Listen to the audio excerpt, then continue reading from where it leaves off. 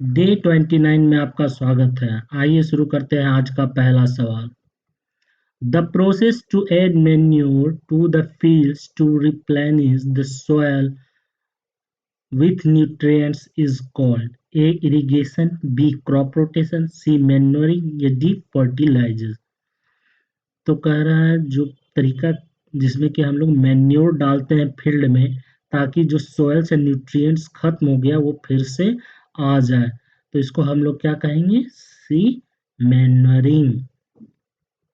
An organic substance obtained from the decomposition of plant or animal waste is called। अब कह रहा वैसा organic पदार्थ जो हमको प्राप्त होता है पौधों और जानवर के सड़ने गलने से, उसको हम लोग क्या कहते हैं? ए मैन्योर, बी इरिगेशन, सी क्रॉप रोटेशन या डी फर्टिलाइजर।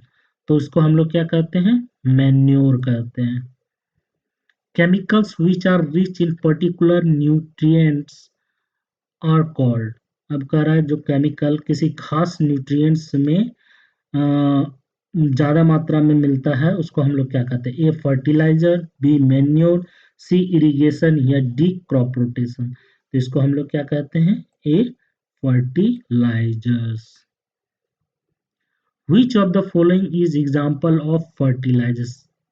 अब कह रहा है जो उर्वरक के उदाहरण कौन कौन से हैं? ए यूरिया, पोटास और एनपीके नाइट्रोजन, फॉस्फेट और पोटासियम, बी अमोनियम सल्फेट, सी सुपर फॉस्फेट या D all of the above.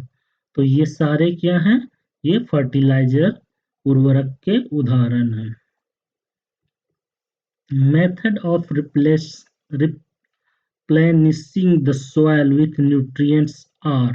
अब कह रहा है सॉइल में जो है न्यूट्रिएंट्स को फिर से डालने की प्रक्रिया कौन कौन सी है? A manure and fertilisers, B leave the field uncultivated, C crop rotation या D all of the above.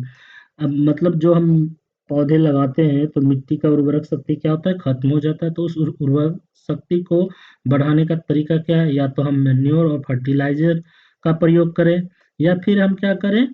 Leave the field uncultivated. हम लोग को क्या करना चाहिए कि कुछ महीनों के लिए फील्ड को बिना किसी फसल के छोड़ देना चाहिए या फिर हमको क्रॉप रोटेशन करना चाहिए या D all of the above. तो ये सारे क्या हैं? मेथड हैं जिससे कि हमारे मिट्टी की उर्वरक शक्ति फिर से बढ़ जाएगी। क्रॉप रोटेशन में क्या होता है कि हम लोग विभिन्न प्रकार के फसल लगाते हैं।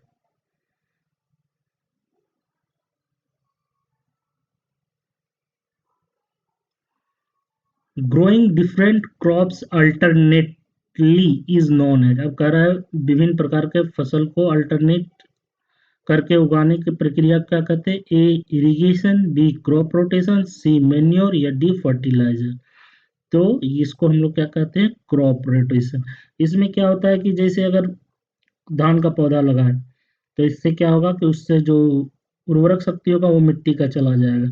तो उसको बढ़ाने के लिए हम लोग क्या करते हैं? नेक्स्ट टथी में जब वो फसल हट जाता है तो उसके बाद दूसरे फसल के लिए हम लोग ऐसा चीज लगाते हैं जिससे उसके उर्वरक शक्ति, जैसे कि लिगुमिनस प्लांट जिसमें कि वो नाइट्रोजन फिक्सेशन बैक्टीरिया होता है जो क्या करता है उससे जो मिट्टी से जो उर्वरक शक्ति खत्म हुआ है उसको फिक्स कर देता है। तो ये कहलाता है क्रॉप रोटेशन जिसका प्रचलन प्राचीन जमाने से है और फोकस भी इसी पे किया जाता है कि किसान इसी तरह से फसल उगाए ताकि उनको ज़्यादा खाद का यूज ना करना पड़े। The organic manure is considered better than fertilizer हुआ है। अब कह रहा है जो ऑर्गेनिक मैन्योर होता है वो फर्टिलाइजर से बेटर क्यों है? क्योंकि it enhance a water holding capacity of soil, B makes the soil porous, C improve the texture of soil या D all of the above. तो ऑर्गेनिक मैन्योर क्या करता है? ये ऑल ऑफ द एबव करता है।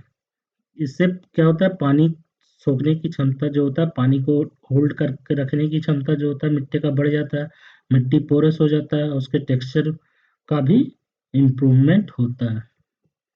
The supply of water to crops at regular interval is called. अब कह रहा है फसलों को जो हम पानी देते हैं एक निश्चित समय पे वो क्या कहलाता है? A irrigation, B crop rotation, C manure या डी फर्टिलाइजर्स। तो इसको हम लोग क्या कहते हैं? ए इरिगेशन, सिंचाई। Traditional method of irrigation are A mot and rahat, B chain pump, C dhekli या D all of the above.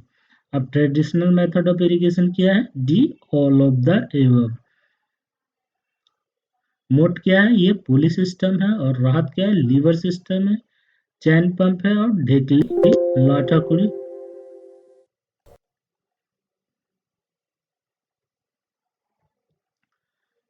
Modern method of irrigation includes. अब कह रहा है जो आज का तरीका है सिंचाई करने का वो कौन कौन सा है?